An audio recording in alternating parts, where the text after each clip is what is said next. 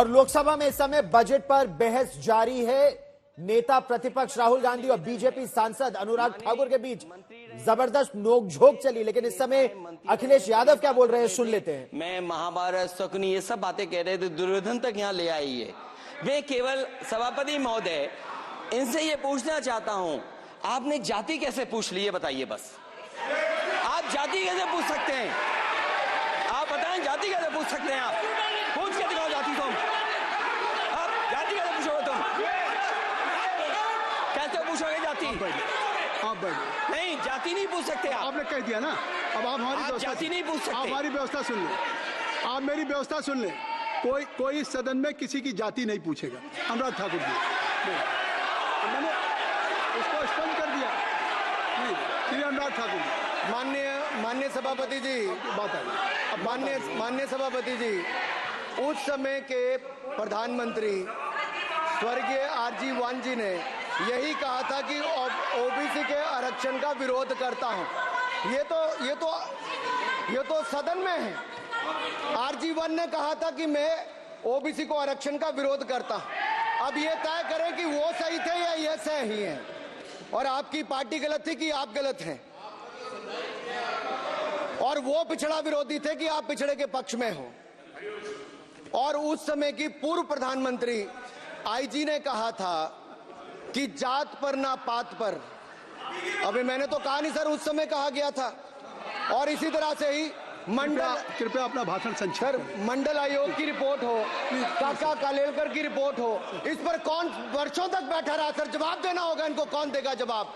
अगर उस समय उसको लागू कर दिया होता तो आज ओबीसी के अधिकारी भी ज्यादा होते, बाकी भी होते। और यही नहीं सही, इन्होंने दलित के साथ, आदिवासी के साथ, ओबीसी के साथ विरोध किया। ओबीसी कमीशन को तो संवैधानिक दर्जा भी नहीं दिया। अगर संवैधानिक दर्जा दिया तो मोदी सरकार ने आकर दिया है, माननीय अध्यक्ष जी। और मैं इस सदन के लिए पढ़ देता हूं सर। नेहरू जी ने 1961 में आरक्षण के विरुद्ध में लिखा था, I quote, I react strongly against anything which leads to inefficiency and second rate standards. I want my country to be a first class country in everything. The moment we encourage the second rate we are lost. I unquote. ये किसने कहा? देश के पहले प्रधानमंत्री ने कहा। आप उससे सहमत हो कि नहीं सहमत हो बताइए? माफी मांगोगे उसके लिए कि नहीं मांगोगे? कृपया चेयर को आप एड्रेस करें। आप चेयर को एड्रेस करें अनुराग जी। सर मैं इतना ही कहूंगा और समाप्त करें। लहजे में बदजुबानी, चेहरे पर नकाब लिए फिरते हैं वो जिनके खुद के बही खाते बिगड़े हैं, वो हमारे हिसाब लिए करते हैं। बहुत बहुत धन्यवाद। नहीं सर, मेरे एक मिनट सर, मैं एक बात क्लियर कर दूं सर। मैंने किसी का नाम लेकर नहीं कहा, लेकिन कोई अपने आप क्यों खड़ा हुआ? मैंने किसी का नाम नहीं लिया था। आप रिकॉर्ड चेक कीजिए सर, आप रिकॉर्ड चेक कीजिए।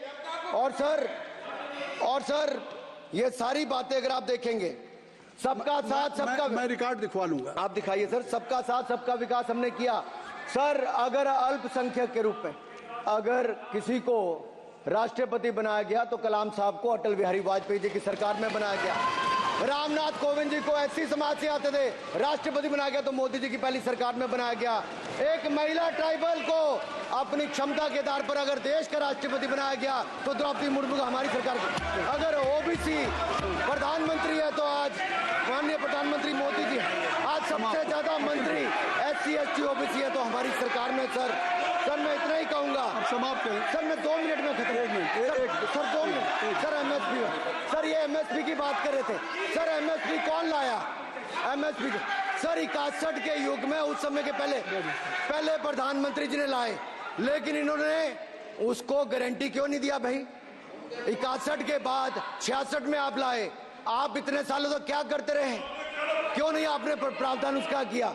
सर दूसरा मैं कहना चाहता हूं, कर्नाटक में 1200 किसानों की आत्महत्या की। 1200 किसानों ने गए आप मिलने के लिए। कितने एससी एसटी ओबीसी थे?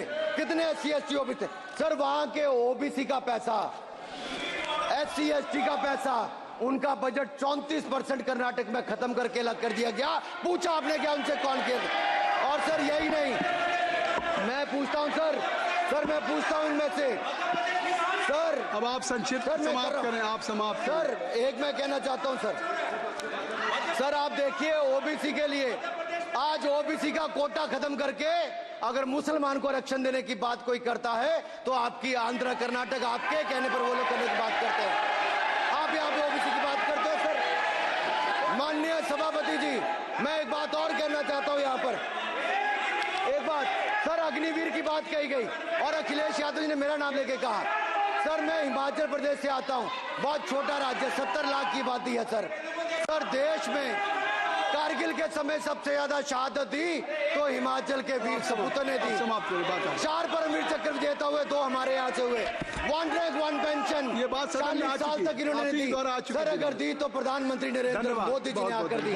और ये नहीं सर, अग्निवीर योजना में 100% एम्प्लॉयमेंट की गारंटी है और हमारी 100%। सर एक बात अंत में लास्ट बात कह रहा हूँ सर, ये लास्ट है सर। मैं एक बात, ये आखिरी बात कह रहा हूँ सर। युवाओं के लिए बजट में बहुत कुछ है, नौकरी से लेके इंटर्नशिप से लेके बाकी सब। मैं निर्मला जी को और प्रधानमंत्री जी को बहुत बहुत उसके लिए बधाई देता हूं। सर स्पेस सेक्टर के लिए 1000 रुपये वेंचर कैपिटल फंड भी दिया गया। सर जिस देश में स्पेस के नाम पर शायद बहुत कम कुछ दिखता था, आज चंद्रयान मिशन की सफलता के कारण दुनिया का पहला देश भारत बना है। सर यही नहीं सर, इनके समय हेमराज का गला रेत कर ले गए थे, वापस नहीं लाए थे। हमने सर्जिकल स्ट्राइक करके अपनी सेना को मजबूत किया सर। डॉक्टर प्रदीप, स्टार्टअप में सर हम नंबर 1 बने। सर आखिरी लाइन है सर 30 सेकंड सर, आखिरी लाइन सर। ये कहते हैं देश में डर का माहौल। सर मैं इतना ही कहूंगा, डर का माहौल है अपराधियों में, डर का माहौल है भ्रष्टाचारियों में, डर का और भय का माहौल है देशद्रोहियों में, अधर्मियों में, कुकर्मियों में, और सबसे ज्यादा डर का माहौल है देश के दुश्मनों में सर, देश के दुश्मनों में। सर अंत में मैं इतना ही कहूंगा कि माननीय निर्मला जी ने 7वां बजट तो लाए, ये जन भावनाओं का बजट है जिसका पूरा सदन पूरी प्रशंसा करता है और इनको माननीय प्रधानमंत्री जी को बहुत बहुत बधाई और साधुवाद। Doctor Pradeep Panigrahi, doctor Pradeep Panigrahi.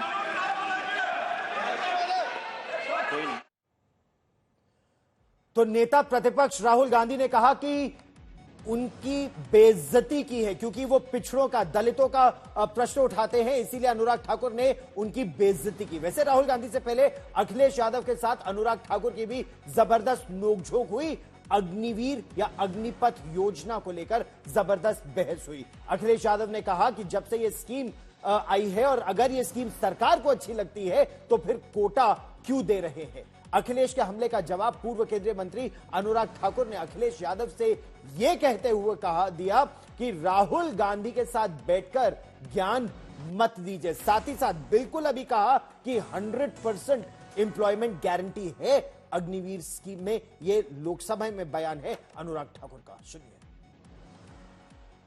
जब पहली बार ये स्कीम आई थी अग्निवीर, उस समय